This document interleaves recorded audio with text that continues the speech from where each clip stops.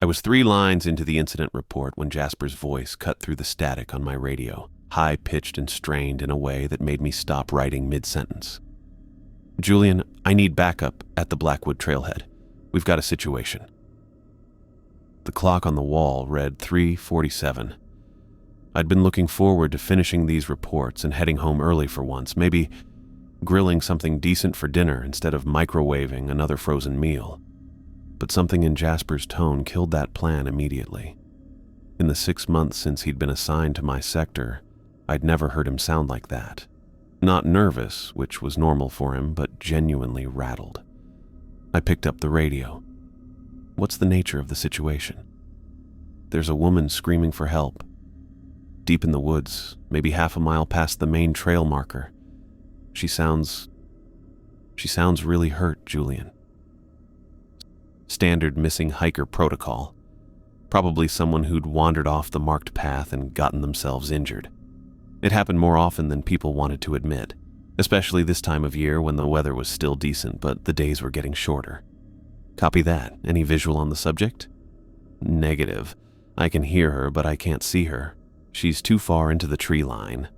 I waited for him to continue with the standard details: approximate age from voice analysis, direction of travel, whether he'd attempted verbal contact. Instead, the radio went quiet for several seconds. When Jasper's voice came back, it was quieter, more uncertain.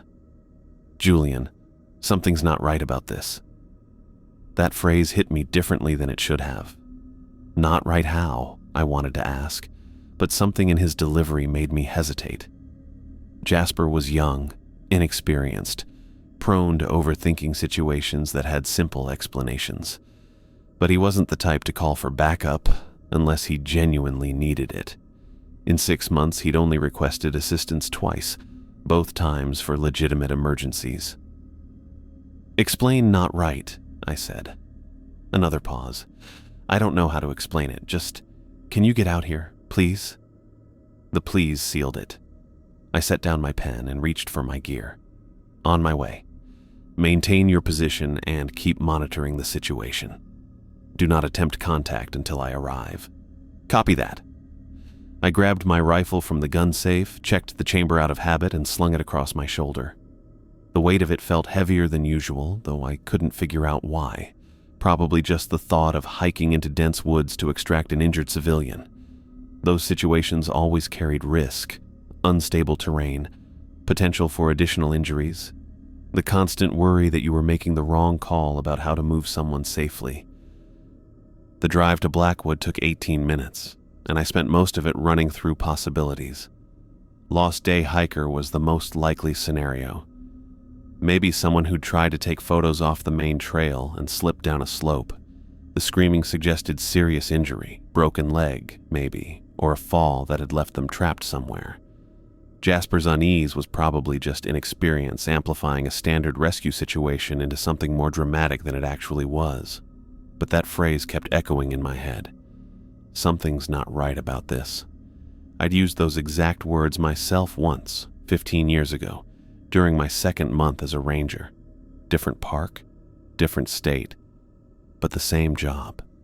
The same responsibility to respond when people needed help in the wilderness. That situation had started with a radio call too, though it had been my partner who'd received it, not me. I'd been the rookie then, the one asking questions and trying to understand what was happening. I pushed that memory away before it could develop into something more detailed. Ancient history. Whatever was happening today in the Blackwood section was a completely separate incident with completely different circumstances. The Blackwood trailhead sat at the end of a gravel road that wound through dense pine forest for about 2 miles before opening into a small parking area. Jasper's patrol vehicle was the only one there, parked at an angle that suggested he'd arrived quickly and hadn't bothered with precise positioning. I pulled up next to him and killed the engine. He was standing beside his truck, radio in one hand, the other hand fidgeting with his belt buckle. Even from a distance, I could see the tension in his posture, shoulders rigid, weight shifting from foot to foot. When he saw me approaching, relief flooded his face in a way that made me realize he'd been more shaken than his radio calls had indicated. "Thank God you're here," he said. It's been going on for over an hour now. The screaming? Yeah. Same spot, same everything. She keeps calling for help, but it never changes, never moves. I studied his face. Jasper was 24, blonde, built like he'd played college sports before deciding on a career in park service. Normally, he had the kind of easy confidence that came from being young and physically capable. Right now, he looked like he'd seen something that had fundamentally altered his understanding of the world. "Walk me through it from the beginning," I said. I was doing the afternoon patrol, checking the trail markers and making sure the fire warning signs were still posted properly. Got to the main marker around 2:30, and that's when I first heard it. Woman's voice, calling for help. Sounded like she was in real distress. Standard protocol would have been for him to call it in immediately and request backup before investigating. The fact that he'd waited over an hour suggested he'd tried to handle it himself first, probably spent time trying to locate the source of the voice. "Did you attempt to make contact?" I called out, asked her to keep talking so I could find her, but she just kept repeating the same thing. "Help me, please help me, I'm hurt. Please help me." Over and over. Same words, same tone, same rhythm. The way he described it made something cold settle in my stomach. Injured people didn't usually repeat themselves with that kind of consistency. Pain and fear made speech erratic, desperate, variable. Someone who was genuinely hurt would be providing information, where they were, what had happened, how badly they were injured. "You said it never moves?" That's the thing that's bothering me most. I've been standing here for over an hour and the voice is always coming from the exact same location. If someone's really hurt, they'd be trying to get closer to the trail, right? Or at least shifting position, trying to get more comfortable. But it's like she's stuck in one spot, saying the same thing over and over. I looked toward the tree line.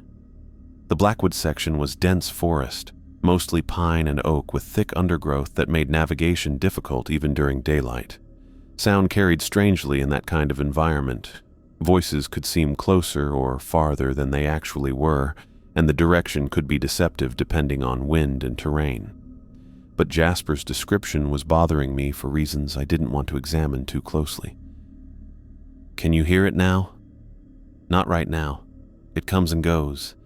Maybe every 10 or 15 minutes she'll call out for a few minutes, then go quiet again."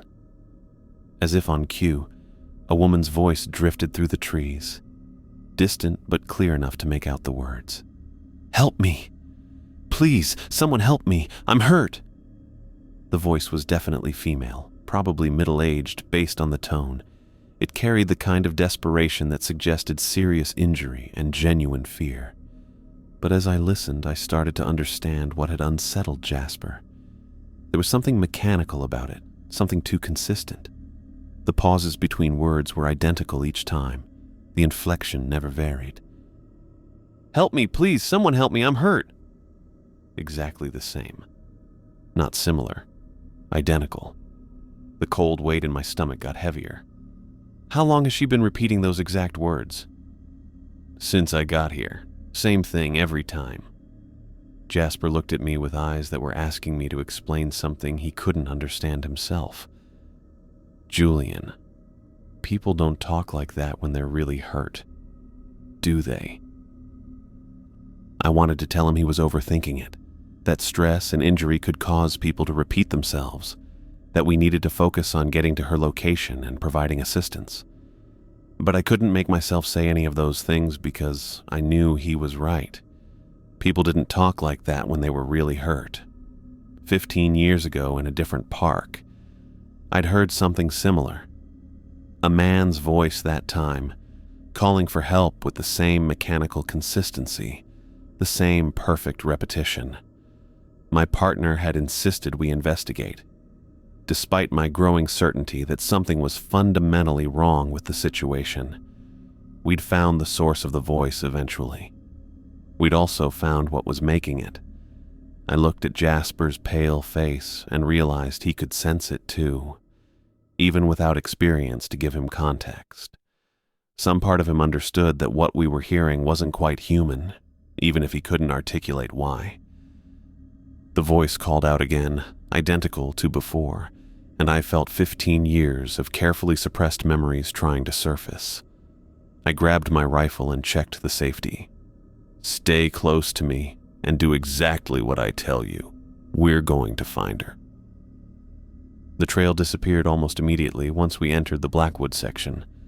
What started as a clear path quickly dissolved into barely visible deer tracks, winding between thick stands of pine and oak.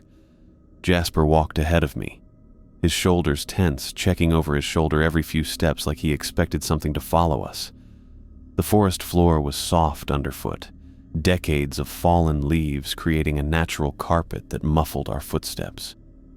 I kept my rifle ready but not raised, safety off, finger near the trigger guard. The weight of it felt familiar in my hands after all these years. My eyes moved constantly, scanning the tree line, checking the spaces between trunks where shadows gathered thick and dark. The afternoon light filtered down through the canopy in scattered patches, creating a patchwork of brightness and gloom that made it hard to judge distances. Jasper's radio crackled softly on his belt, the static barely audible but present. He'd turned the volume down when we started walking, not wanting to broadcast our position to whatever might be out here. Smart thinking for a rookie. Most new rangers would have kept it loud, thinking they might need to call for backup quickly. But Jasper understood that sometimes the thing you're tracking might be tracking you back. The air was still between the trees, no wind to speak of. That made every sound carry farther than it should. I could hear Jasper's breathing, slightly faster than normal, could hear the soft scrape of his boots against fallen branches, could hear the distant chatter of squirrels somewhere off to our left, going about their business like nothing was wrong. We'd been walking maybe 20 minutes when I started thinking about the timeline Jasper had given me. An hour of screaming, then 10 minutes of silence before I arrived, then another 20 minutes for me to get here and for us to hike in. That meant we were looking at nearly an hour and a half since the woman had supposedly stopped calling for help. If someone was genuinely hurt, genuinely trapped, they might have passed out by now, might have given up hope of rescue, or might have died from whatever injuries they'd sustained. But my gut told me we weren't going to find an injured hiker. The memories from 15 years ago kept pushing at the edges of my mind. Different forest, different season, but the same feeling of wrongness that Jasper had picked up on. The same sense that something was pretending to be human and doing a poor job of it. I'd been young then, eager to help, convinced that my training and good intentions were enough to handle whatever the job threw at me. I'd learned better. Jasper stopped suddenly ahead of me, his hand going up in a gesture I recognized. He'd heard something. I froze in place, listening, trying to filter out the normal forest sounds and focus on whatever had caught his attention. Then I heard it. "Help me! Please! Someone help me!" The voice came from deeper in the woods, maybe another quarter-mile ahead of us. Female, definitely distressed, words clear despite the distance. But even as I registered the content of the plea, my brain was already analyzing the delivery, the tone, the rhythm, the way the syllables carried through the trees. 30 seconds passed. I counted them off in my head, watching the second hand on my watch. "Help me, please, someone help me." Identical, not just similar, not just close. Identical in every way. Same inflection on help, same desperate rise in pitch on please, same trailing off on me at the end, same duration, same volume, same everything. Jasper turned to look at me, his face pale. He'd heard it too, heard what was wrong with it even if he couldn't put it into words yet. His eyes were wide, asking questions he probably didn't want answered. I raised my hand, palm out, signaling him to stay quiet and still. We stood there in the dappled light, waiting, listening. I kept my eyes on my watch, counting down. 28 seconds, 29, 30. "Help me, please, someone help me." Perfect repetition. like a recording being played on loop, like someone had captured a moment of genuine terror and was broadcasting it at regular intervals to draw in anyone foolish enough to respond. Jasper's mouth opened slightly, probably to ask what we should do, but I caught his eye and shook my head firmly. Sound carried in these woods. If something was out there mimicking human distress, it might be listening for our response, waiting to hear how many people had come to investigate. I motioned for Jasper to come closer, close enough that I could whisper directly into his ear without the sound traveling. He moved carefully, avoiding the larger branches on the ground, his boots finding the soft spots between the roots. When he was within arm's reach, I leaned in. "Count the intervals," I breathed, my voice barely audible even to myself. "Listen to the exact words." He nodded, understanding immediately. We waited together, both of us focused on the voice that continued to call out from the deeper woods.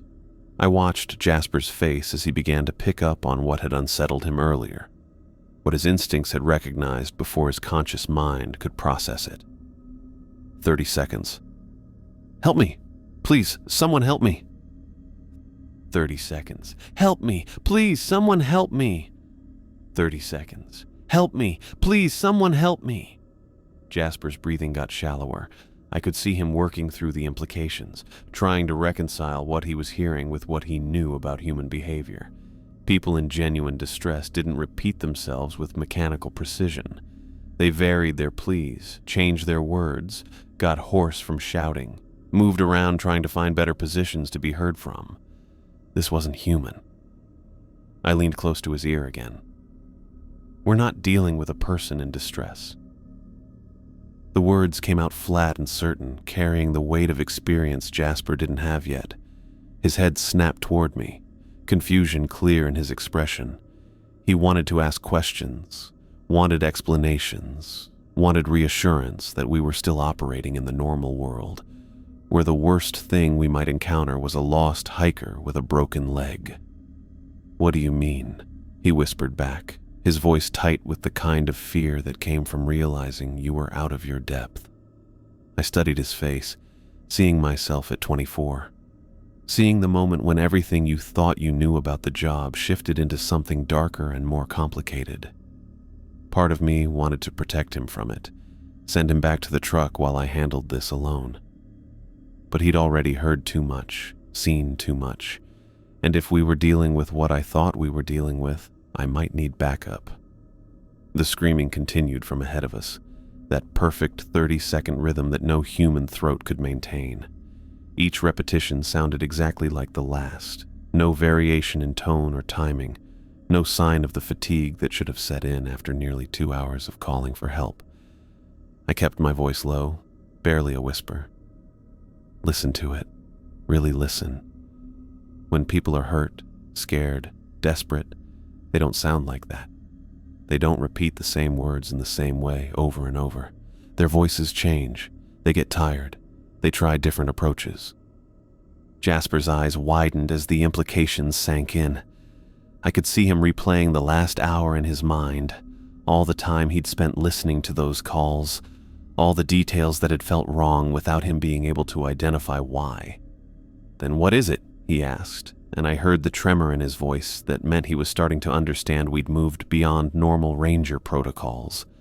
Before I could answer, the voice called out again, that same mechanical repetition echoing through the trees. But this time, I caught something else underneath it. A rustling in the undergrowth, maybe 50 yards closer than the voice, something moving parallel to our position, staying hidden in the thick brush. Whatever was making those sounds knew we were here, and it was positioning itself between us and the way out. I needed to tell him. Jasper was looking at me with that expression rookies get when they realize their training manual doesn't cover what's happening. The mechanical voice echoed again from deeper in the woods, and I could hear whatever was moving through the brush adjusting its position, getting closer. 15 years ago, I said, keeping my voice low, I was where you are now. Rookie ranger, 2nd month on the job. Jasper's eyes widened slightly. He was still gripping his radio, knuckles white against the black plastic casing. I could see him trying to process what I was telling him while that thing continued its 30-second countdown in the distance. I got a call just before my shift ended. Hikers reported hearing someone screaming for help in this exact section of forest, same area we're standing in right now. The memory came back sharp and clear, bringing with it the taste of copper and the smell of pine needles mixed with something else, something wrong. 5 people had gone missing. A group from the university doing some kind of research project. I shifted my rifle to a more comfortable position, finger still resting near the trigger guard. The undergrowth rustled again, maybe 40 yards away now. Whatever was out there was patient, methodical, just like before. The witnesses said they heard the screams around noon. By the time I got the call, it was almost 4 in the afternoon. But when I arrived with my partner, we could still hear them. Same voice, same words, same timing. I paused, watching Jasper's face. He was starting to understand that this wasn't going to be a normal rescue operation. We spent 3 hours out here that day. The voice never stopped, never changed, never moved. Jasper swallowed hard. What happened to the hikers? Never found them. Search teams combed this area for 2 weeks. Brought in dogs, helicopters, volunteers from 3 counties. Nothing. No bodies, no equipment, no trace they'd ever been here. I could still remember the frustration in the search coordinator's voice after the first week. How do 5 people just disappear without leaving a single footprint? The voice called out again, that same mechanical plea drifting through the trees. Help me. Please help me. Jasper flinched at the sound, his whole body tensing.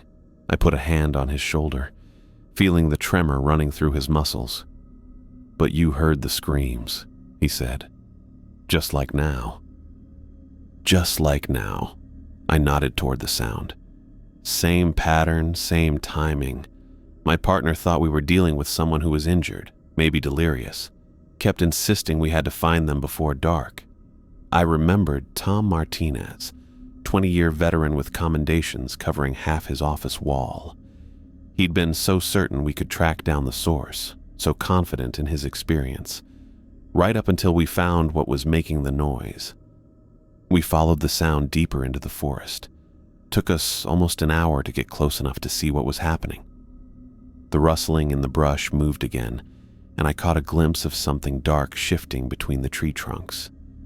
Not an animal. Animals move differently, with purpose and natural rhythm. This was something else entirely.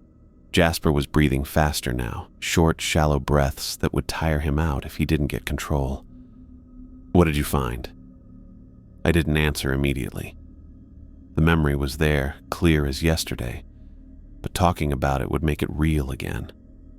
Would bring back the smell and the sight and the sound Tom made when he saw what was hanging from that branch. We need to keep moving, I said instead. Stay behind me, keep your rifle ready, and whatever happens, don't run toward the voice, no matter what you hear, no matter what it sounds like. Julian. Jasper's voice had an edge to it now. What did you find 15 years ago? The voice called out again, and this time I was sure it was closer.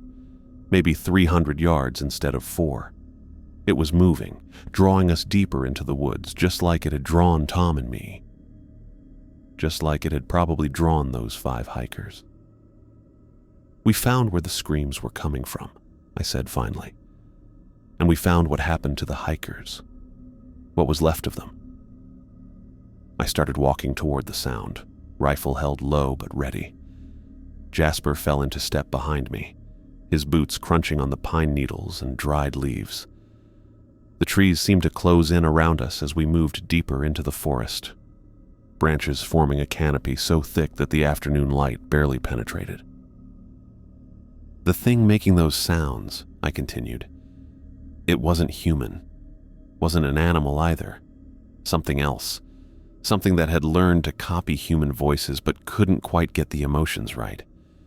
That's why the screams sound so mechanical, so repetitive. How do you know? Jasper's voice was barely above a whisper. Because I've heard it before. because Tom and I tracked it down and found its feeding ground. The words came out harder than I intended, because I've spent 15 years hoping I'd never hear those sounds again. We walked in silence for several minutes, following a deer trail that wound between massive pine trunks. The voice continued its countdown, 30 seconds of silence followed by that same plea for help. I counted the intervals automatically, a habit left over from that day with Tom. 32 seconds, 31, 33, always close to 30, but never exactly the same. Whatever was making the sound had some variation built in, just enough to seem almost human. The rustling in the brush had stopped. That worried me more than the noise had. It meant the thing was either very close or had moved far enough ahead to set up an ambush. Neither option was good. "What happened to your partner?" Jasper asked. "Tom retired the next week, put in his papers and moved to Florida. Told everyone he wanted to be closer to his grandkids, but I knew better. I stepped over a fallen log, testing each footfall before putting my full weight down. The ground was soft here, covered in years of decomposed leaves, perfect for hiding tracks. He couldn't handle what we saw, couldn't sleep, couldn't eat, kept hearing those screams in his head. But you stayed. Someone had to. Someone who knew what to look for." I glanced back at Jasper. His face was pale, but he was keeping up, staying alert. Good. We were going to need every advantage we could get.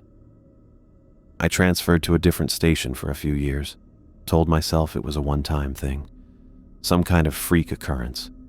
But I kept hearing stories, missing hikers, unexplained disappearances, search teams finding nothing but hearing voices in the woods. The voice called out again, definitely closer now. Maybe 200 yards. We were getting near the clearing where Tom and I had found the feeding ground. I could feel it in the way the trees were spaced, the way the undergrowth was starting to thin out. "I came back here 5 years ago," I said. "Requested a transfer back to Pine Ridge specifically so I could keep an eye on this section of forest, because I knew it would come back eventually. They always do." "They?" There's more than one. Has to be. Too many disappearances over too wide an area for it to be just a single creature. I raised my rifle slightly, safety still off, finger moving closer to the trigger. But this one, the one making those sounds right now, this is the same one Tom and I encountered. I'm sure of it. We crested a small rise, and I could see the clearing ahead through the trees. Circular space maybe 50 yards across, surrounded by pines that had to be at least 100 years old. Massive trunks, branches starting 20 feet up, creating a natural cathedral effect. Beautiful, if you didn't know what it was used for. "How can you be sure?" Jasper was whispering now, instinctively understanding that we were close to something dangerous. "Because it's using the same feeding ground. Same location, same hunting pattern. These things are territorial, like big cats. They find a spot that works and they stick with it." I stopped at the edge of the tree line, studying the clearing. The voice was coming from somewhere on the far side, hidden in the shadows beneath the largest pine. And because I can smell it. The odor was faint but unmistakable, sweet and rotten like fruit left too long in the sun mixed with something metallic. Blood and decay and something else, something alien that made my skin crawl. Jasper caught the scent a moment later. I heard him gag slightly, then force himself to swallow. "What is that smell?" "Decomposition. Old kills." I pointed toward the center of the clearing. "Look at the ground." The forest floor was wrong. Instead of the normal carpet of pine needles and fallen leaves, the earth was dark and stained. Patches of discolored soil formed rough circles, some old and faded, others more recent. Feeding spots, places where the thing had brought its prey to consume them. "Jesus," Jasper breathed. The voice called out again, and this time I could pinpoint the location. definitely coming from the massive pine on the far side of the clearing, the one with branches thick enough to support significant weight, just like 15 years ago. "Stay close," I whispered. "Don't look up until I tell you to. And whatever you see, don't run. Running triggers their hunting instinct." We stepped into the clearing, and immediately I felt exposed. The canopy opened up here, allowing shafts of late afternoon sunlight to filter down through the branches. Our shadows stretched long across the stained ground, dark shapes moving toward the source of the voice. The smell got stronger as we approached the center of the clearing. Jasper was breathing through his mouth now, trying to avoid the worst of it. I could hear him fighting his gag reflex with each step.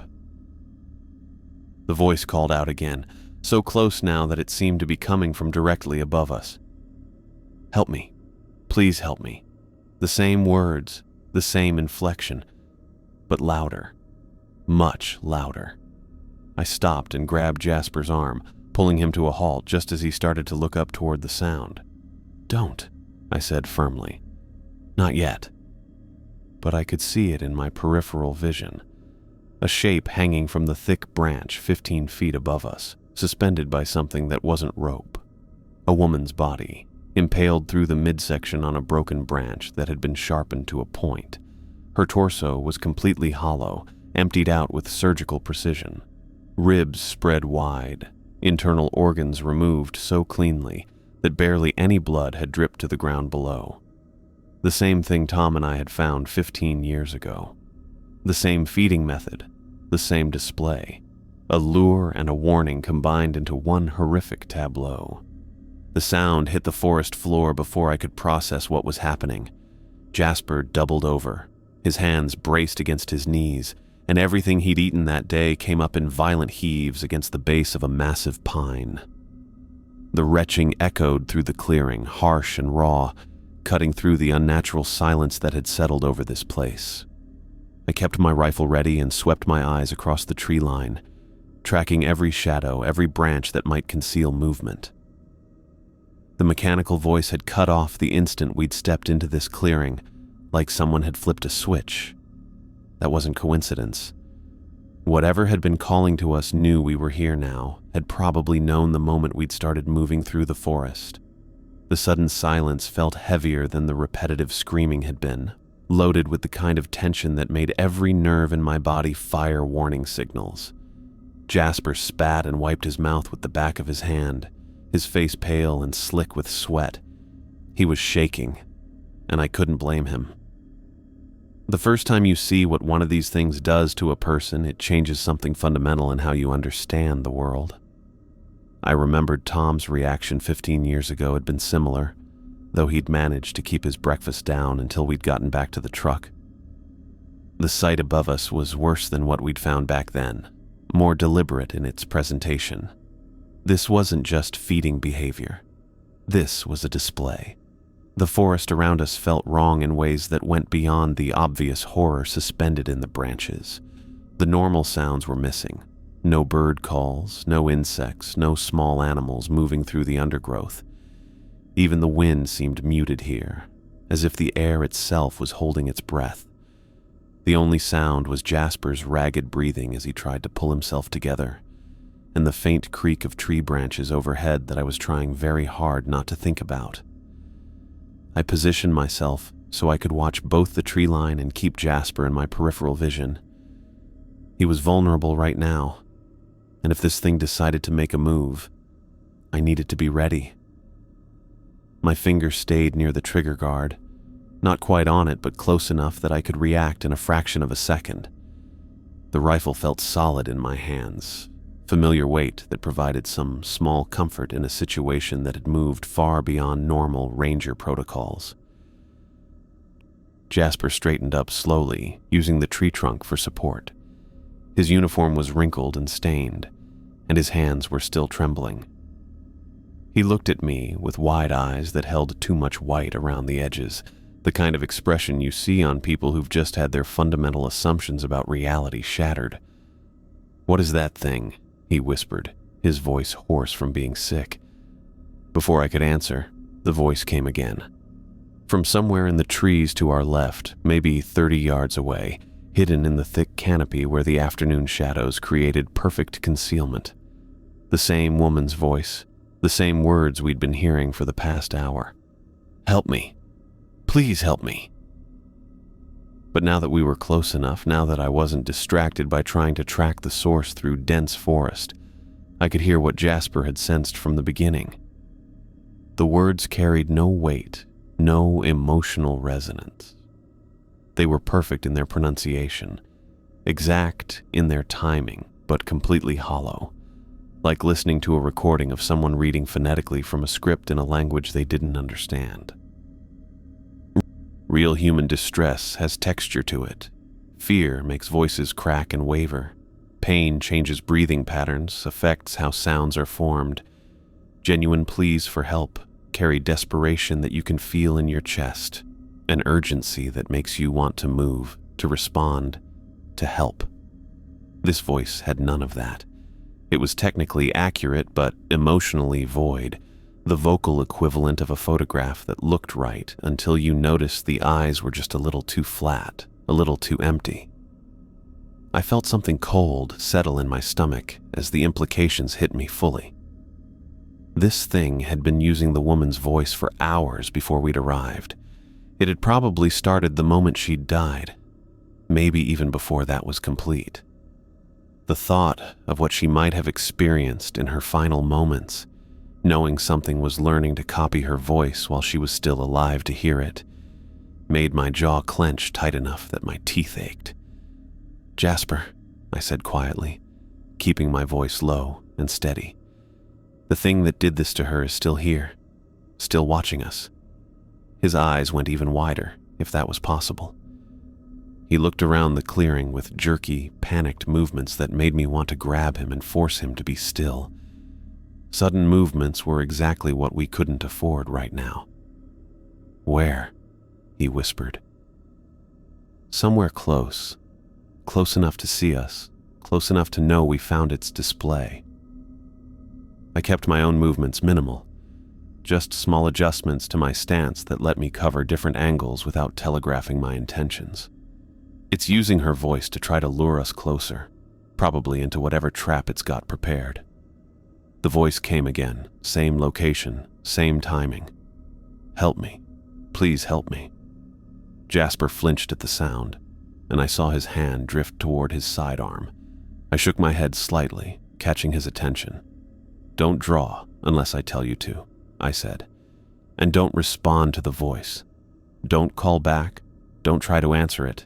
That's what it wants." "I don't understand," Jasper said, his voice barely audible. "What is it?" I had to choose my words carefully. Too much information too fast, and he might panic completely. Too little, and he might make a mistake that got us both killed. The thing was, I wasn't entirely sure I understood it myself. Tom and I had theorized plenty after our encounter 15 years ago, but we'd never had solid answers. Just observations and guesswork based on one terrifying night in these same woods. "It's something that's learned to copy human voices," I said. "Probably learned by listening to people when they're..." I gestured vaguely toward the tree above us, "when they're in distress. But it doesn't understand what the words mean, doesn't understand human emotions. So when it tries to use those voices, they come out wrong, flat, mechanical." "How do you know all this?" "Because Tom and I tracked one down 15 years ago. Same area, same hunting pattern, same kind of display. I watched the shadows between the trees, looking for any hint of movement. The voice is just a tool to it, like a fishing lure.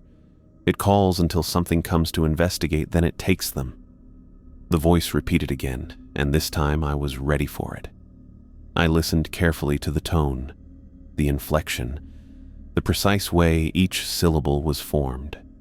It was definitely the same woman whose body was suspended above us. The vocal patterns matched what I could remember of her brief, genuine screams from when we'd first entered the clearing, but stripped of all the human elements that made speech more than just sound, it became something deeply unsettling. Jasper was starting to understand. I could see it in his face. The color was coming back slowly and his breathing was getting steadier. Good. I needed him functional if we were going to get out of this intact. "So, what do we do?" he asked. That was the question I'd been dreading. Tom and I had gotten lucky 15 years ago. We'd found the creature's feeding ground during daylight hours when it was less active, and we'd had the element of surprise.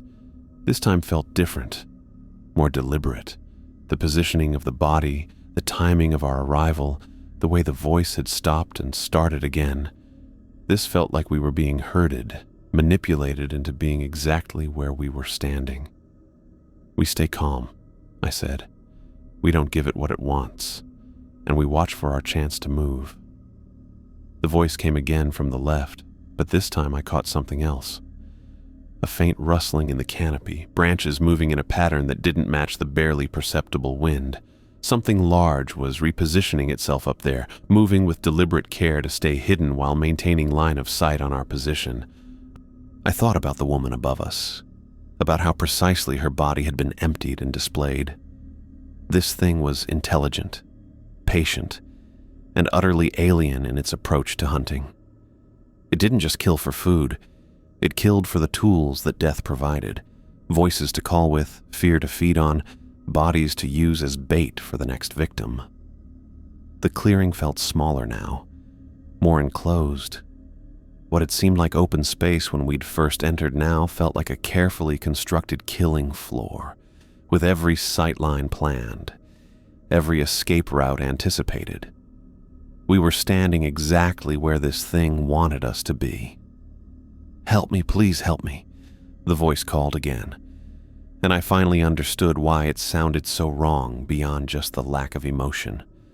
The woman was dead.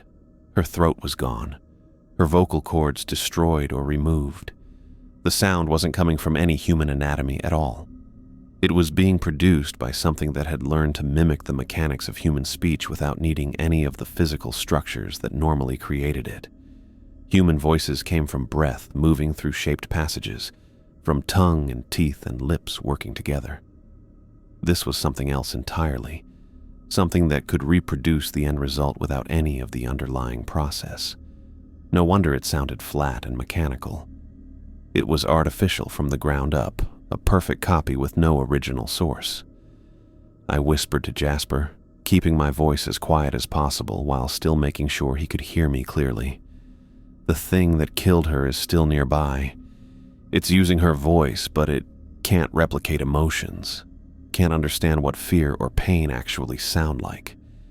That's why the calls sound so wrong. He nodded, and I could see him processing this information, filing it away in whatever mental framework he was building to deal with this situation. Good. Understanding the enemy was the first step toward surviving it. Jasper straightened up from the tree, dragging the back of his hand across his mouth. His face had gone completely white, but he managed to get his rifle up and into position. The barrel wavered as his hands shook, and I could hear his breathing coming in short, uneven bursts. "What are we dealing with here?" he asked, his voice barely above a whisper. I kept my own rifle ready, continuing to scan the tree line while I considered how much to tell him. The truth was, I'd never gotten a clear look at the thing during that encounter 15 years ago. Tom and I had tracked it to this same clearing, found the same kind of display hanging in the branches, but when it finally showed itself, everything had happened too fast. Too much chaos, too much fear clouding our judgment. What I remembered was movement through the trees that didn't make sense. Something tall enough that its head would have been level with branches that were 8 or 9 feet off the ground. But it wasn't just the height that had been wrong. The way it moved through the forest, weaving between trunks without seeming to adjust its path, like it could bend in ways that human joints simply couldn't accommodate.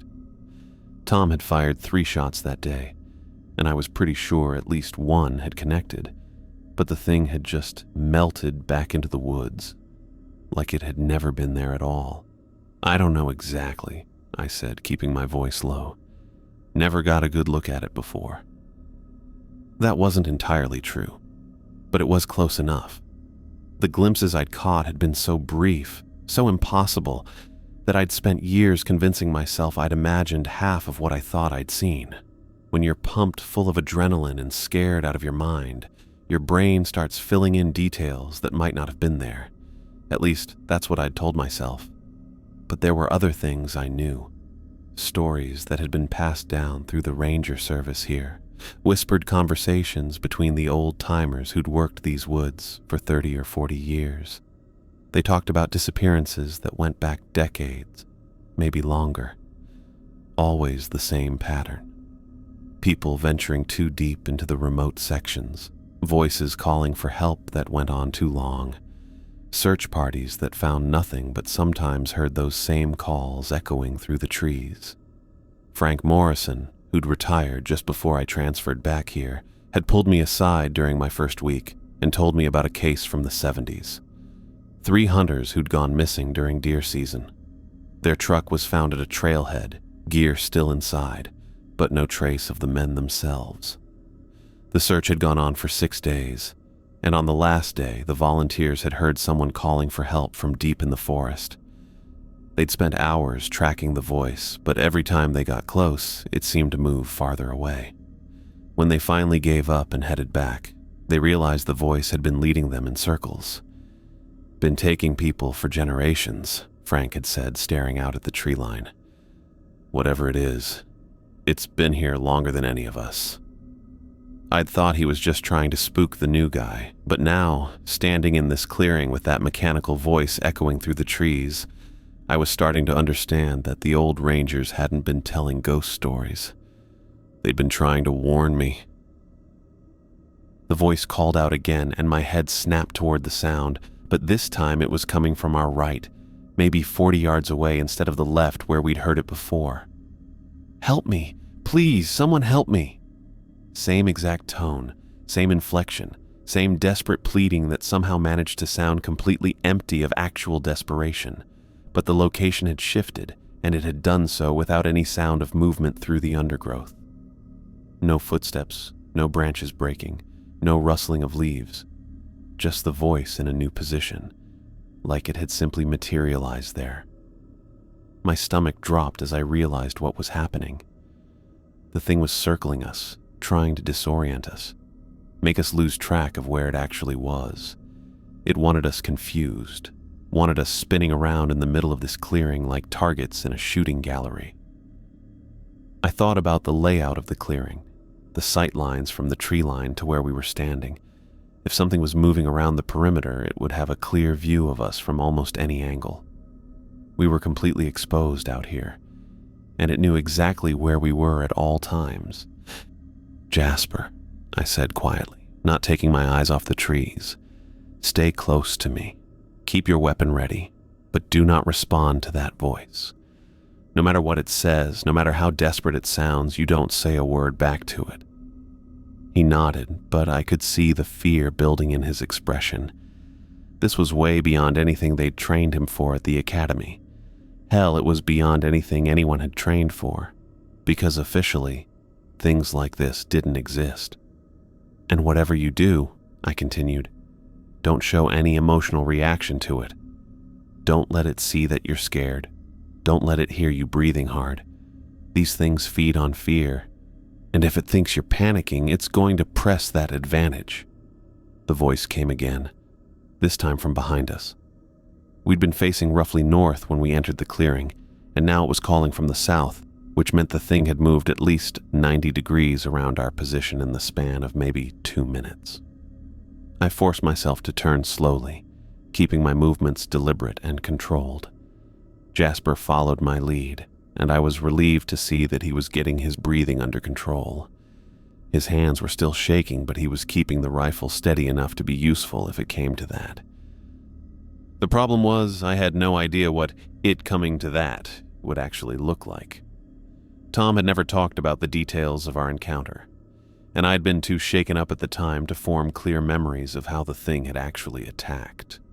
I remembered gunfire, remembered running, remembered the sound of something large crashing through the trees behind us, but the specific mechanics of how it moved, how it fought, what its vulnerabilities might be, all of that was lost in the chaos of 15 years ago. What I did know was that it was intelligent, the way it was positioning itself, the calculated use of the woman's voice, the choice of this clearing as a hunting ground. None of that was random. This thing planned its attacks, studied its prey, waited for the right moment to strike, which meant it was probably waiting for us to make a mistake, to give it an opening it could exploit. I tried to think like a predator, tried to figure out what it was looking for. Panic was probably the big one. If we started running blindly, we'd be easy targets. Separation would be another opportunity. If Jasper and I got split up, it could pick us off one at a time. And ammunition. If we started firing wildly at shadows, we'd burn through our rounds and leave ourselves defenseless when it finally decided to make its move. The voice called again, and this time I was ready for it. Due east, maybe 35 yards out. It was definitely circling us, but the pattern wasn't random. It was moving clockwise around the clearing, taking up new positions at regular intervals, which meant I could start to predict where it would be next. I glanced up at the corpse hanging in the branches above us, and a new thought occurred to me. The woman had been killed recently, probably within the last day or two, based on the condition of the body, which meant this thing had been active, had been hunting, and we'd walked right into its territory during a feeding cycle. But there was something else. The way the body had been displayed, the surgical precision of the wounds, the complete removal of the internal organs. That wasn't just killing for food. That was ritual behavior, maybe even artistic expression. This thing took pride in its work, took time to arrange its victims in specific ways, which suggested that it might not be in a hurry to kill us. It might want to play with us first, to savor the fear, to draw out the experience. That could work in our favor if we kept our heads and looked for an opportunity to turn the tables. The voice came from the north this time, completing a full circuit around our position. I was right about the pattern. It was moving in a clockwise direction, probably staying just inside the tree line where the shadows would provide cover. "It's circling us," I whispered to Jasper. "Clockwise pattern, staying in the trees. Next call should come from the northwest." He nodded, and I saw him shift his stance slightly, angling his body so he could bring his rifle to bear more quickly in that direction. Good. He was thinking tactically instead of just reacting in fear. The voice called out right where I'd predicted it would, and I felt a small surge of confidence. If I could track its movement, I might be able to anticipate its attack. The question was whether I'd have enough warning to do anything about it when the time came. My whole body went rigid when I heard the first branch snap. Not the light crack of a twig underfoot, but the deep, wet sound of something thick giving way under serious weight. Whatever was moving through the trees ahead of us wasn't trying to be quiet anymore. Another snap echoed through the clearing, closer this time, then another. The rhythm was all wrong. Too much time between each step, like whatever was making them had to think about where to place each foot. Or like it was taking steps longer than anything human-sized should be able to manage. Jasper pressed against my back, close enough that I could feel him shaking through both our uniforms. His breathing had gone shallow and rapid, little puffs of air that I could hear even over the sound of my own pulse hammering in my ears. I wanted to tell him to back up, give me room to maneuver, but I didn't dare make a sound. Not now. The footsteps kept coming, each one deliberate, measured, like the thing making them was in no hurry at all, like it knew we weren't going anywhere. I kept my rifle raised, finger resting on the trigger guard, trying to track the source of the sounds. The problem was the way sound carried in thick woods. Everything echoed and bounced until you couldn't tell if something was 30 feet away or 100 yards. But these footsteps weren't bouncing. They were coming straight toward us, cutting through the forest in a direct line that no animal would take. My mind raced through what I knew about the terrain ahead. Thick undergrowth between mature pines, Deadfall from last winter's storms, patches of bramble that would tear up anything trying to push through. Nothing should be able to move through that mess in a straight line, especially not something heavy enough to snap branches like that. But the footsteps kept coming. Jasper's breathing was getting worse. I could feel him fighting not to hyperventilate, his chest rising and falling against my back in quick, shallow bursts. The kid was holding it together, but barely. I needed to keep him focused, keep him from doing something stupid like running or calling out. "Easy," I whispered, so quiet I barely made any sound at all, just a breath of air shaped into a word. The footsteps stopped. Complete silence settled over the clearing, not the normal quiet of a forest where you could still hear birds in the distance or wind through leaves, but the absolute dead silence that happens when every living thing goes into hiding. Even the insects had stopped buzzing. I waited, rifle trained on the tree line where the sounds had been coming from. Seconds stretched into what felt like minutes. My arms started to ache from holding the weapon steady, but I didn't dare shift position. Whatever was out there was listening now, trying to pinpoint exactly where we were. Then I heard it again. One careful step, closer than before. Then another. But now I could tell the spacing was wrong in a way that made my skin crawl. The time between footsteps was too long, like each step covered more ground than should be possible. Like whatever was making them had legs that were just too long for anything that should exist. Jasper made a small sound in his throat, barely audible, but I felt him tense up even more. He'd figured out what I was realizing, that whatever was coming toward us wasn't moving like anything we'd ever encountered before. Another step. Closer. I could hear smaller branches and undergrowth being pushed aside now, the sound of something large forcing its way through obstacles that should have made it change direction. But it kept coming in that same straight line, like the thick brush wasn't even slowing it down. My mouth had gone completely dry. I tried to swallow and couldn't. 15 years ago, Tom and I had heard these same kinds of footsteps, but we'd never gotten close enough to see what was making them. Tom had fired his shots from a distance, and whatever it was had disappeared back into the deep woods. This time was different. This time, it was coming right to us. The mechanical voice had stopped calling for help. That worried me more than the approaching footsteps. The creature had been using the voice to keep our attention, to make us focus on one specific spot while it positioned itself. Now, it didn't need the distraction anymore. I could hear Jasper trying to control his breathing, taking slow, deliberate breaths through his nose. Good. The kid was scared out of his mind, but he was thinking. He understood that making noise right now could get us both killed. Another footstep, and this time I caught a glimpse of movement through the trees. Something tall shifting between the pine trunks about 70 feet away. Too tall. Way too tall to be human. My brain tried to make sense of what I was seeing, but the proportions were all wrong. The thing took another step, and now I could see it more clearly through the gaps in the undergrowth. My first thought was that it had to be someone on stilts, because nothing could naturally be that height. But the movement was too fluid, too organic. Whatever those long legs were, they were real. Jasper pressed harder against my back, and I realized he was seeing it too. His breathing had stopped altogether for a moment, then started up again in quick, panicked bursts. I wanted to reach back and steady him, but I couldn't take my hands off the rifle. The creature took another step, pushing through a patch of dense brush like it wasn't even there. Branches that should have stopped anything human-sized just bent and snapped around it. I caught another glimpse of its silhouette, and my stomach dropped.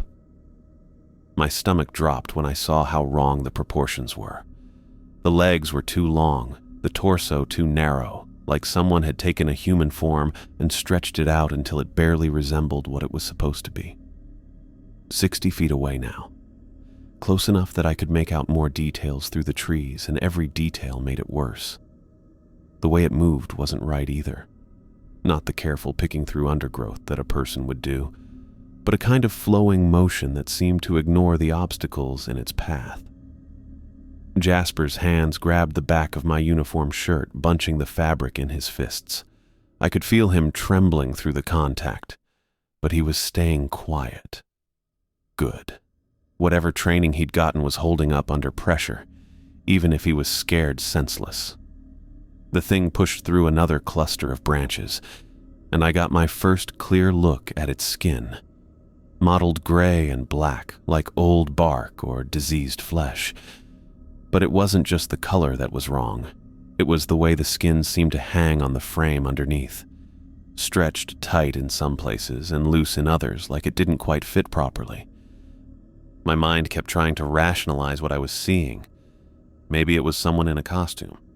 Maybe it was some kind of optical illusion caused by shadows and distance. But deep down, I knew better. This was the same thing Tom and I had encountered 15 years ago. The same thing that had been taking people from these woods for decades. 50 feet away. I could see the skeletal frame underneath that stretched skin now, visible through places where the flesh pulled tight over protruding bones. The proportions were completely inhuman. Joints that bent at angles that shouldn't be possible. Limbs that were too long and too thin to support that height. The creature stepped out from behind a cluster of pine trees, and I saw its face. My breath caught in my throat. I'd thought I was prepared for this moment, thought I'd steeled myself for whatever I might see. But nothing could have prepared me for the grotesque parody of human features that stared back at me across the clearing. It had eye sockets, but they were empty black holes that seemed to go deeper than they should. No eyes, just darkness that looked like it went on forever. The nose was barely there, just 2 slits in the gray flesh. But it was the mouth that made my skin crawl. It stretched too wide across the skull, extending past where the corners of a human mouth should end, like someone had taken a knife and carved a smile that went too far. Jasper made a sound behind me, a tiny whimper that he couldn't quite suppress. I felt him pressing harder against my back, and I knew he was seeing the same nightmare I was. The creature stood there for a moment, perfectly still, and I realized it was studying us. Those empty eye sockets were pointed in our direction, and even though there was nothing visible in them, I could feel its attention like a physical weight. It was evaluating us, deciding what to do next. That's when I noticed what it was holding in one of its elongated hands. The woman's head dangled from fingers that were too long and had too many joints. Her eyes were closed, her face slack and pale, but the features were intact. This was the source of the voice we'd been hearing, the lure that had drawn us into the clearing. The creature had been carrying it around like some kind of tool. My stomach lurched as I understood what that meant. The thing hadn't just killed the woman. It had kept part of her, the part it needed to make the sounds that would bring more prey. The mechanical quality of the voice made sense now. It wasn't coming from a human throat at all. Somehow, this creature could make those sounds without needing the vocal cords or lungs that normally produced speech. The head swayed slightly as the creature shifted its weight, and I saw that the neck had been severed cleanly, almost surgically, no ragged edges or torn flesh. Whatever had done this had tools or claws sharp enough to cut through bone and tissue like it was nothing. Jasper's grip on my shirt tightened, and I could feel him fighting not to lose control completely. The kid was holding it together through sheer willpower, but seeing that severed head was pushing him toward his breaking point. The creature tilted its own head slightly, studying us with those empty sockets. The movement was too fluid, like its neck could bend in ways that human anatomy wouldn't allow. Everything about it was wrong. A collection of almost human features assembled in proportions that violated every natural law I knew. I kept my rifle trained on its center mass, but I wasn't sure bullets would even slow this thing down. It was too tall, too alien, too far removed from anything I understood. Tom had hit it 15 years ago, and it had just disappeared into the woods. What made me think I could do any better? The creature took a step closer, and I heard Jasper's breathing speed up again, 40 feet away now, close enough that I could see details I didn't want to see. The way its skin seemed to shift and move independently of the frame underneath. The way its joints bent at impossible angles. The way that grotesque mouth never quite closed all the way. It raised the severed head slightly, like it was showing us a trophy. Then, impossibly, the dead woman's mouth opened. "Help me, please, help me." The voice was exactly the same as what we'd been hearing, but now I could see that it wasn't coming from the corpse at all. The creature was making the sound somehow, using the head as a prop, while the real voice came from somewhere else entirely. The dead woman's lips moved slightly, but the timing was off, like a badly dubbed movie. Jasper made another small sound, and I felt him start to shake harder. Seeing the source of the voice, understanding how the creature had been manipulating us, was breaking down his last reserves of control. The thing took another step closer, still holding the head like an offering, 35 feet away. Close enough that I could smell it now, the stench of decay mixed with something else, something chemical and alien that made my nose burn. Those empty eye sockets never moved away from us. It was watching, waiting, studying our reactions. This wasn't just a predator hunting for food. This was something intelligent, something that understood fear and knew how to use it as a weapon. The severed head spoke again, the same words in the same mechanical tone, while the creature's impossible mouth stretched even wider. I realized it was smiling at us, enjoying our terror, feeding on the fear it could sense radiating from both of us. I had to make a choice. Wait for it to come closer and hope I could get a clean shot, or take the initiative while I still had distance and the element of surprise. My finger moved from the trigger guard to the trigger itself. The creature took another step forward, and I could see every horrible detail of its face clearly now. This was it. This was the thing that had been taking people from these woods for generations. The nightmare that had driven Tom into early retirement and haunted my dreams for 15 years. It was real. It was right in front of me, and it was holding the head of its latest victim like a sick joke. The severed head tilted upward in the creature's grasp, and I watched in sick fascination as the dead woman's mouth opened. Her lips moved with unnatural precision, forming words that came out in that same mechanical tone we'd been hearing for the past hour. "Help me. Please help me." But this time I could see exactly how it worked. The creature's own mouth remained completely closed, its stretched lips sealed in that horrible grin, while the woman's head produced the sounds like some grotesque ventriloquist act. Her jaw moved up and down with clockwork timing, her tongue shifting behind her teeth, but there was no breath behind the words, no life. Just the creature manipulating her vocal cords, like pulling strings on a puppet. My stomach turned as I realized what I was witnessing. This thing had learned to operate a human throat from the inside. It understood the mechanics of speech well enough to make a dead woman's voice box function, but it had no concept of the emotions that should accompany those words. That's why the calls sounded so wrong, so empty. It was running a biological machine it didn't truly comprehend. The creature's black eye sockets fixed on us while it continued the demonstration, holding the head at different angles, making the mouth open and close in perfect rhythm. It was showing off. This wasn't just hunting anymore.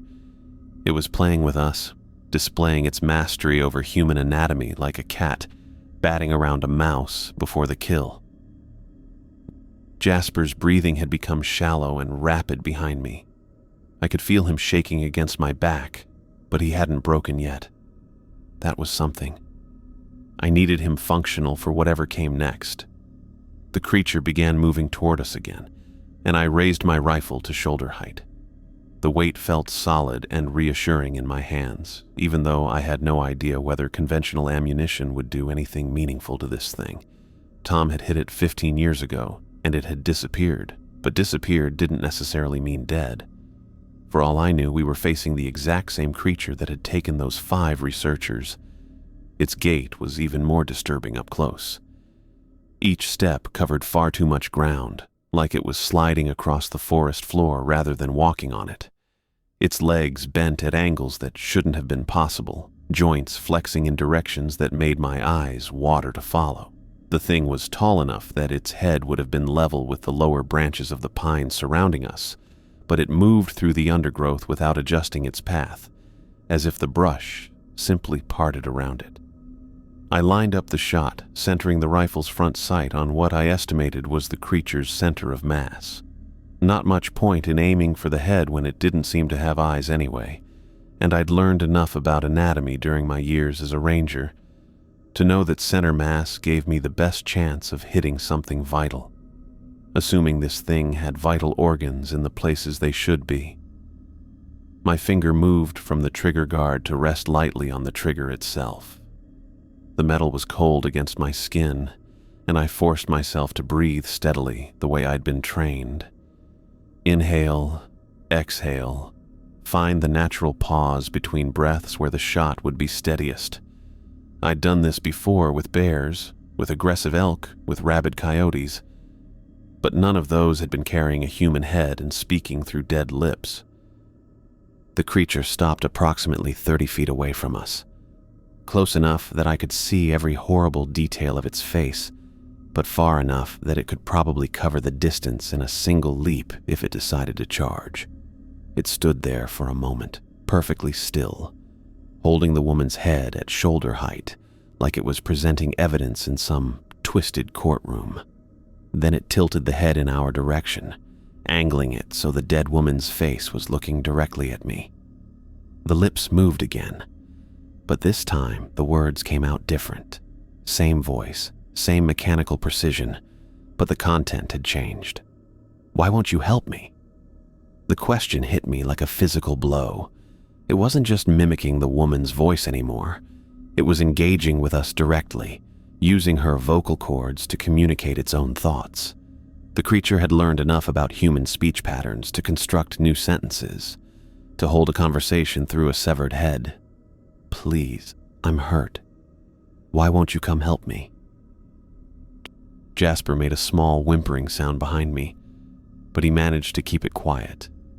I could feel his rifle barrel pressing against my shoulder blade as he tried to maintain his aim while staying close enough to use me as a psychological anchor. The kid was holding together better than I'd expected, better than I had during my first encounter with this thing. I kept my rifle trained on the creature's torso, but I didn't answer its questions. Engaging with it would be exactly what it wanted. Some kind of response it could feed on, whether that was fear or anger or desperate hope. I'd seen what happened when people tried to reason with predators. It never ended well for the people. The creature seemed to sense my refusal to respond because it made a sound I hadn't heard before. A low, throaty chuckle that came from its own mouth this time, not the woman's head. The sound was wet and wrong, like air being forced through damaged tissue. It knew exactly what it was doing to us. "She was so scared when I found her," the creature said through the dead woman's lips, tilting the head at a different angle. "She kept asking for help just like this, over and over." My jaw clenched involuntarily. The thing was trying to get under my skin, trying to make me emotional. Angry people made mistakes. Angry people rushed in without thinking, or hesitated when they should have acted. I'd seen it happen with other rangers who let personal feelings cloud their judgment during dangerous encounters. But knowing what it was doing didn't make it any easier to listen to. "She told me about her family," the creature continued, and now the woman's head was facing Jasper. "Her children. She wanted to see them again." Jasper's breathing hitched, and I felt his rifle waver slightly against my back. The kid was starting to crack. I needed to end this before he completely lost it. The creature took another step closer, and I could smell it now. That chemical stench mixed with decay that I remembered from 15 years ago. It was like nothing I'd ever encountered before or since, sharp and organic at the same time, making my sinuses burn and my eyes water. Whatever this thing was, it definitely wasn't from around here. "You could help her now," it said, holding the head toward us like an offering. "You could take her home to her family." That's when I realized what it was really doing. This wasn't just psychological torture, it was still hunting.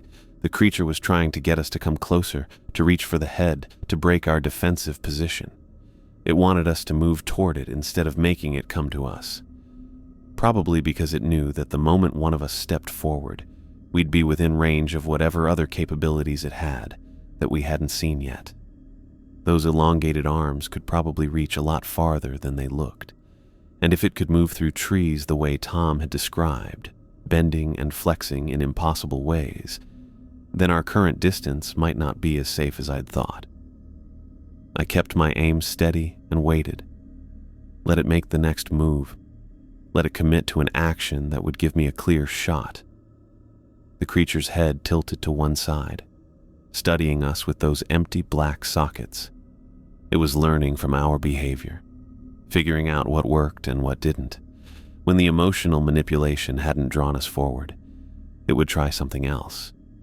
These things were patient when they needed to be, but they were also predators. Eventually, the hunting instinct would override the psychological games. Behind me, Jasper was getting himself back under control. His breathing had steadied, and the rifle barrel against my shoulder blade was solid again. Whatever internal battle he'd been fighting, he'd won it. For now. The creature seemed to sense the change in him because it shifted its attention back to me.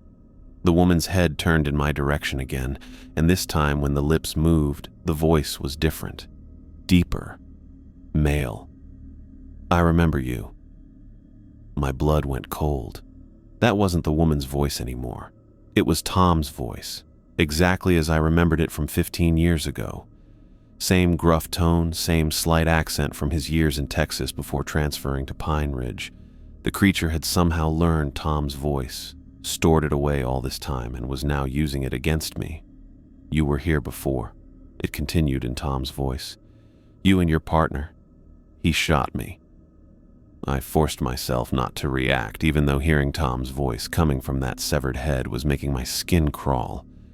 The creature was confirming what I'd already suspected. This was the same entity from 15 years ago. It had survived Tom's shots, remembered us, and now it was back. "Where is he now?" the creature asked, tilting the woman's head like Tom used to do when he was thinking through a problem. "Your partner. Did he come back with you?" It was fishing for information, trying to figure out if there were more rangers in the area. That suggested it was still capable of caution, still aware that humans could pose a threat under the right circumstances. Tom's bullets had hurt it enough to make it retreat, even if they hadn't killed it. The creature took another step forward, closing the distance to maybe 25 feet, close enough that I could see the texture of its skin, mottled gray and black, like old leather that had been stretched too thin. There were places where it looked torn or damaged, revealing darker tissue underneath. Battle scars, maybe, or just the natural decay that came with whatever this thing was. Its own mouth opened for the first time since we'd been watching it, revealing rows of teeth that were definitely not human. Too many of them, too sharp, arranged in patterns that made no evolutionary sense. When it spoke through its own vocal cords instead of the woman's head, the voice was like grinding stone. "He ran away," it said, switching back to its own horrible voice. "Left you here alone." That wasn't true. Tom had retired, moved to Florida, gotten as far away from these woods as possible. But he hadn't abandoned me in the field.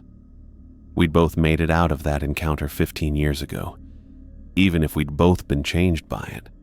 The creature was still trying to provoke an emotional response, still looking for that moment of weakness it could exploit.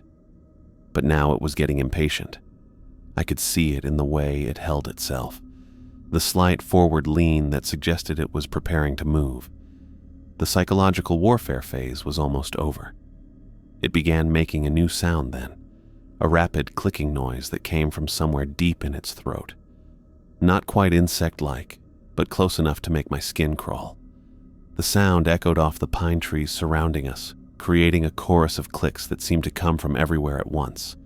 Jasper pressed closer against my back, and I could feel his fear spiking again. The clicking was getting louder, faster, building to some kind of crescendo that I didn't want to stick around to hear the end of. The clicking was building to something I didn't want to find out about. My finger moved from the trigger guard to the trigger itself, feeling the familiar resistance of the metal. 25 feet away, the creature held that severed head like some kind of grotesque puppet. Its own mouth stretched in what might have been a grin if it belonged to anything remotely human. I'd been in this exact spot 15 years ago. Same clearing, same smell of decay mixed with something chemical and wrong. Tom had taken the shot then, 3 rounds into center mass, and the thing had just disappeared into the trees. But this time felt different. This time I wasn't a rookie following someone else's lead. The clicking stopped. Complete silence dropped over the clearing like a heavy blanket. Even the insects had gone quiet again, leaving just the sound of Jasper's rapid breathing behind me and my own heartbeat in my ears. The creature tilted its head, studying us with those empty black sockets where eyes should have been. Its grip on the woman's head shifted, fingers repositioning with too many joints bending in directions that made my stomach turn. I squeezed the trigger. The rifle kicked against my shoulder, the crack of the gunshot splitting the silence and echoing off the pine trees around us. My shot caught the creature dead center in its chest, right where a human's heart would be. The impact sent it staggering backward, arms windmilling as it fought to keep its balance. The severed head tumbled from its grasp, hitting the ground with a wet sound that I tried not to think about too hard. Black fluid started pouring from the wound, not red like blood, but something dark and thick that looked wrong against the mottled gray skin. The creature looked down at its chest, then back up at us, and that's when it made a sound I'll never forget. A shriek that started low in its throat and built to something that sounded like metal being torn apart, like nails on a chalkboard mixed with the screaming of brakes. The sound went right through me, making my teeth ache and my vision blur for a second. But the thing was still standing. I'd put a round center mass from 25 feet, close enough that I couldn't have missed if I tried, and it was still on its feet. The black fluid kept flowing from the wound, more than should have been possible, soaking into the strange skin and dripping onto the forest floor. But instead of collapsing, instead of showing any sign that the shot had done real damage, the creature straightened up and started moving toward us again. This time, there was nothing calculated about its approach. No more psychological games or voice mimicry or careful positioning. Pure fury radiated from every line of its body as it covered ground with those impossible strides. Joints bending wrong, arms reaching for us with fingers that were too long and had too many segments. "Jasper!" I shouted, not taking my eyes off the advancing creature. "Shoot it in the head!" Behind me, I heard Jasper's breathing hitch, then the metallic sound of him working his rifle's action. The creature was 15 feet away now, close enough that I could see the tears in its skin where the black fluid was seeping through, close enough to make out individual teeth in that stretched mouth. Too many teeth, arranged in rows that went deeper than any mouth should go. Jasper's rifle cracked behind me. His shot caught the creature right in its left eye socket, the hollow space that had been staring at us, with nothing but darkness. The bullet punched through whatever passed for its skull and exploded out the back of its head in a spray of black fluid and fragments that I didn't want to identify. The thing stopped mid-stride, its arms still reaching for us, but suddenly without any coordination behind the movement. For a second that felt like an hour, the creature just stood there, swaying slightly with its head tilted at an angle that would have broken a human neck. Then its legs folded beneath it, those impossible joints collapsing in on themselves, and it hit the ground with a wet thud that I felt through the soles of my boots. The silence that followed was different from before. Not the oppressive quiet of something waiting to strike, but the genuine absence of threat, Even the insects started buzzing again, tentative at first, then with more confidence as the seconds passed. I kept my rifle aimed at the creature's head, or what was left of it, and started moving forward. Slow steps, ready to put another round into the thing if it so much as twitched. Jasper stayed close behind me, his breathing still uneven but steadier than it had been. "Is it dead?" he whispered. "We're about to find out." 10 feet away, I could see the damage Jasper's shot had done. The creature's skull had caved in on itself, leaving a crater where the back of its head used to be. Black fluid pooled beneath it, soaking into the pine needles and dark soil. But what caught my attention was the skin. The mottled gray color was changing, darkening to black and starting to peel away from whatever lay underneath. 5 feet away, I stopped and watched. The skin wasn't just changing color, it was decomposing. Rapidly, like time-lapse footage of decay, the gray flesh turned black, then started sloughing off in sheets that revealed white bone beneath. The smell hit us then. Not just the chemical wrongness from before, but the sweet, cloying stench of advanced rot. "Jesus," Jasper breathed. "What's happening to it?" I didn't answer because I was too busy watching the creature dissolve. The process was accelerating, skin falling away in larger chunks, exposing a skeleton that looked almost human except for the proportions. Too tall, joints in the wrong places, extra segments in the fingers and vertebrae. The black fluid kept flowing, more than the body should have been able to contain, spreading in a dark stain across the forest floor. Within minutes, nothing remained but bones and that spreading pool of black liquid. Even the bones looked wrong in the daylight, too white and too smooth, like they'd been carved rather than grown. The skull that Jasper had put a bullet through was cracked open like an eggshell, revealing nothing inside but empty space. I lowered my rifle and let out a breath I hadn't realized I was holding. Beside me, Jasper was staring at the remains with wide eyes, his rifle still raised and ready. "It's over," I said, more to convince myself than him. The black fluid was already soaking into the ground, disappearing into the soil like water into sand. By tomorrow, there probably wouldn't be any sign that the creature had ever existed except for those 2 white bones, and even those looked like they were starting to crumble at the edges. I looked around the clearing, taking in the suspended corpse in the tree branches, the dark stains on the ground where other victims had been brought, the severed head that lay a few feet away from the creature's remains. All of it would need to be dealt with, documented somehow, though I had no idea how to explain any of this in an official report. But right now, in this moment, the thing that had been taking people from these woods for generations was finally dead. The voice that had led search parties in circles was silent. The creature that had killed 5 researchers 15 years ago and drove Tom into early retirement had been stopped. Jasper finally lowered his rifle, his hand shaking as the adrenaline started to wear off. He looked at me with something between relief and horror, still processing what we'd just been through. The forest around us was quiet except for the normal sounds of insects and wind through the pine branches. No more clicking, no more false cries for help. No more footsteps that covered impossible distances. Just the peaceful silence of woods where nothing was hunting anymore. I pulled out my lighter before Jasper could get his cigarette to his mouth. His hands were shaking so badly he would have burned himself trying to get a flame going. The small metal lighter felt solid in my palm, familiar weight that grounded me after everything we'd just been through. "Here," I said, flicking it open. The flame caught on the first try, steady and orange in the forest air. Jasper leaned forward, cigarette between his lips, and I could see his hands still trembling as he cupped them around the lighter.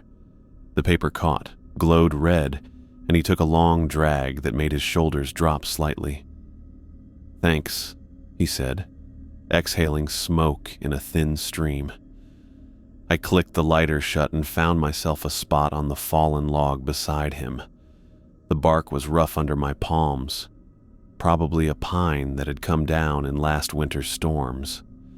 Jasper took another drag, deeper this time, and some of the color started coming back to his face. Still pale, but not the gray-white he'd been when we first walked into this clearing.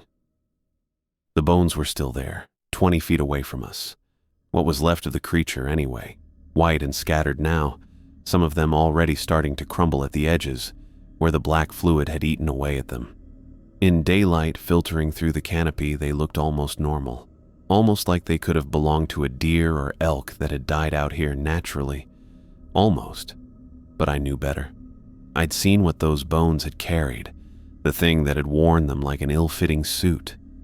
The impossibly long limbs, the joints that bent in directions that made my stomach turn just thinking about them.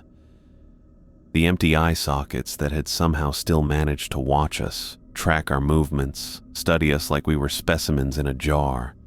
Jasper finished his cigarette and immediately reached for another one. I didn't comment on it. Hell, I was considering asking him for one myself, even though I'd quit smoking 3 years ago. Some situations called for old habits. "We need to call it in," I said, pulling out my radio. "What are you going to tell them?" Good question. I'd been thinking about that ever since the creature's remains had finished dissolving into the ground. How do you explain something like this in a report? How do you write up an encounter with something that shouldn't exist? Something that used a severed human head like a puppet to lure people to their deaths? "That we found human remains," I said. "That's technically true. The woman's body was still up there in the branches, impaled and hollowed out. That part would be easy enough to document. Suspicious death, possible homicide, call in the forensics team and let them figure out the details. They'd find evidence of the other victims too, once they started looking. The dark stains in the soil, the bone fragments that were probably scattered throughout this clearing if you knew where to dig. What I wouldn't mention was the thing that had put them there." I keyed the radio and called back to dispatch, reported our location, and requested a recovery team for human remains.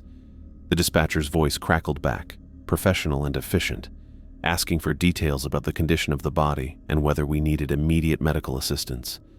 I gave her the basics, enough to get the right people moving in our direction, but kept it simple. "ETA on the team?" I asked. 45 minutes to an hour, came the reply. "Can you secure the scene until they arrive?" "Copy that, we'll maintain position." I clipped the radio back to my belt and looked at Jasper. He was halfway through his second cigarette, staring at the spot where the creature had fallen. His rifle was propped against the log beside him, still loaded, safety on. Good habits, even when his world had just been turned upside down. "An hour," I told him. He nodded but didn't say anything, just kept smoking and staring. I could practically see his mind working, trying to process what we'd been through, trying to fit it into some kind of framework that made sense. I knew that feeling.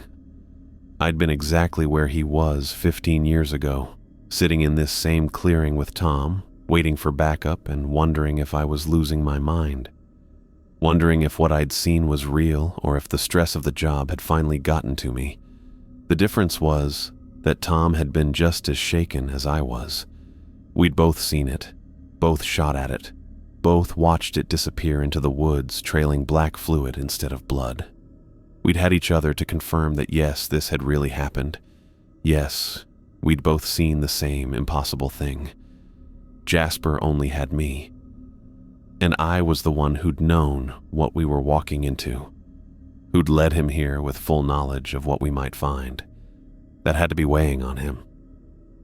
"You did good back there," I said. He looked at me, cigarette dangling from his lips. "Did I?" "That headshot saved both our lives. I hit it center mass and it kept coming. Your shot is what dropped it. I was terrified. Good. Being scared means you understood the situation correctly." He almost smiled at that. Almost. "Is that what you told yourself 15 years ago?" Tom told me that. After we got back to the station and filed our reports, he said fear was just information, and the information it was giving us was that we were dealing with something dangerous. Smart guy. Yeah, he was. We sat in silence for a while. The forest around us had returned to normal, insects buzzing in the undergrowth, wind moving through the pine branches overhead. No more clicking sounds, no more impossible footsteps covering too much ground too quickly. Just the ordinary sounds of woods where nothing was hunting. But I kept my rifle close anyway. Old habits. Jasper stubbed out his second cigarette on the log and looked up at the tree branches where the woman's body was suspended. How long do you think she was alive when it took her? Don't think about that. Hard not to. I understood. The creature had known details about her family, her children. It had used that information to try to manipulate us, to draw us closer, which meant it had talked to her before she died, had learned those details somehow. Whether through conversation or something worse, I didn't want to speculate.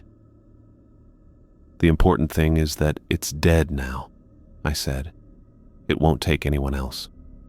How do you know there aren't more of them?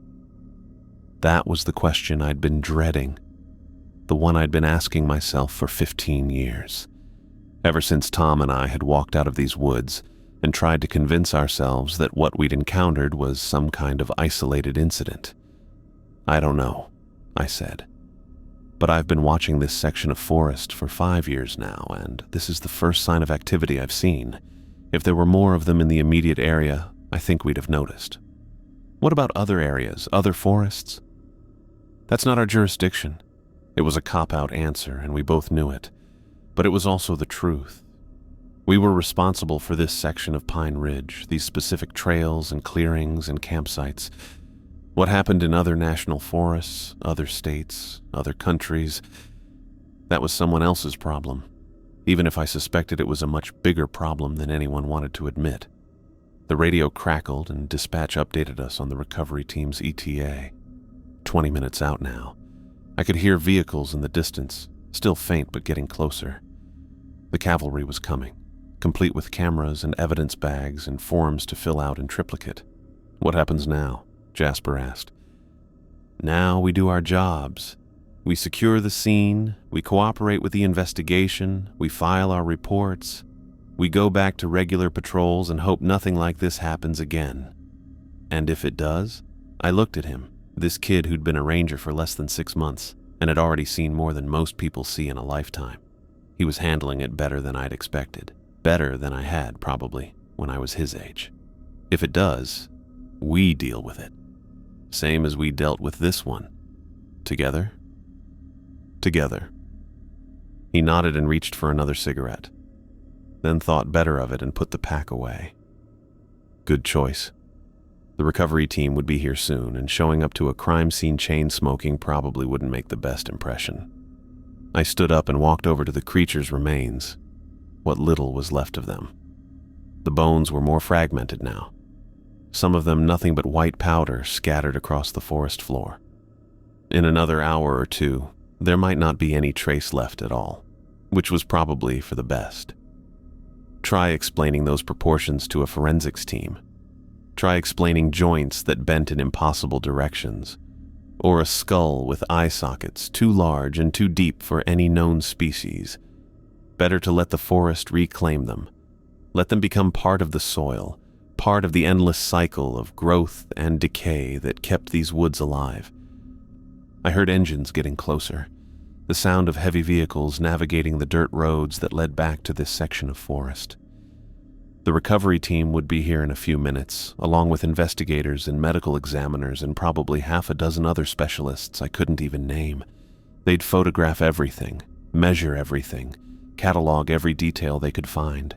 They'd take the woman's body down from the tree branches and transport it back to the city for autopsy.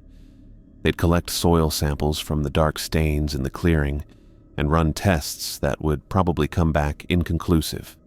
And eventually, they'd file their reports and close the case and move on to the next mystery. Because that's how the system worked. You documented what you could document, you followed the evidence where it led, and you didn't ask too many questions about the things that didn't fit into neat categories. Jasper joined me beside the scattered bones, careful not to step on any of the fragments. Think they'll find anything useful? They'll find enough to confirm that someone killed her. That's probably all they need. And the rest of it? The rest of it stays between us. He looked at me, understanding passing between us. This was bigger than official reports and evidence logs. This was the kind of knowledge that changed you, that made you see the world differently. The kind of knowledge that came with responsibility. The engine sounds were getting louder now. I could make out individual vehicles, probably 3 or 4 of them, winding their way along the old logging trails toward our position. In a few minutes, this quiet clearing would be full of people with clipboards and cameras, all of them focused on documenting a crime scene that told only half the story. I shouldered my rifle and started walking back toward the main trail. Jasper fell into step beside me, his own weapon secured, his color almost back to normal. We'd wait at the trailhead for the recovery team, guide them back to the clearing, and then spend the rest of the day answering questions and filling out paperwork. But the real work was done. The thing that had been taking people from these woods for generations was dead, dissolved into nothing but bone fragments and dark stains in the soil. The forest was safe again, at least this part of it. And maybe that was enough. Maybe that was all we could ask for. The first vehicle came into view through the trees, a white van with county markings and emergency lights flashing. Behind it, 2 more vehicles, probably the investigative team in the medical examiner's office. I keyed my radio and confirmed our position, guided them to the parking area where Jasper and I had left our trucks. Professional voices responded, efficient and businesslike, treating this as just another day at the office. Which, in a way, it was. People died in national forests all the time, some from accidents, some from exposure, some from violence. The system was designed to handle these situations, to process them according to established protocols. What the system wasn't designed to handle was the truth about what had really happened here. But that was fine. Some truths were too big for paperwork anyway. Jasper and I reached the trailhead just as the first van pulled up. Doors opened and people climbed out, already reaching for equipment and clipboards. The machine was in motion now, all the gears and procedures that would turn this morning's events into official documentation. I watched them organize themselves, listened to them coordinate their approach to the scene. Professional, competent, focused on their jobs. They'd do good work, thorough work. They'd find what they needed to find. But they wouldn't find the whole story. That was something only Jasper and I would carry, along with the knowledge that sometimes the monsters in the woods were real, and sometimes ordinary people had to step up and face them. The team leader approached us, a woman in her 40s with graying hair and sharp eyes. She introduced herself as Detective Morrison, no relation to Frank, just one of those coincidences, and started asking the standard questions about how we'd discovered the scene. I answered carefully, sticking to the facts that mattered for her investigation. We'd been responding to reports of someone calling for help. We'd tracked the voice to this location. We'd found the body and called it in. All true. Just not the whole truth. As we talked, I noticed Jasper listening carefully, learning how to navigate the space between what had happened and what could be officially documented. It was a skill every ranger needed, especially in country like this, where the official explanations didn't always cover everything you might encounter. The detective finished her initial questions and started organizing her team for the walk back to the clearing. I volunteered to guide them, to make sure they didn't miss any important details. Jasper stayed behind to coordinate with the medical examiner's team. As we walked back along the deer trail, I found myself thinking about Tom, wondering what he'd think about all this. He'd probably be relieved that the thing was finally dead, that it wouldn't be taking any more victims. But he'd also be worried about what else might be out there, what other threats we hadn't encountered yet. Fair enough, I was worried about that too, but for now, this was enough. One threat eliminated, one section of forest made safe again. We'd done our job, protected the people who came here to hike and camp and enjoy the wilderness. And if other threats emerged, well, we'd deal with those when the time came. That's what we were here for.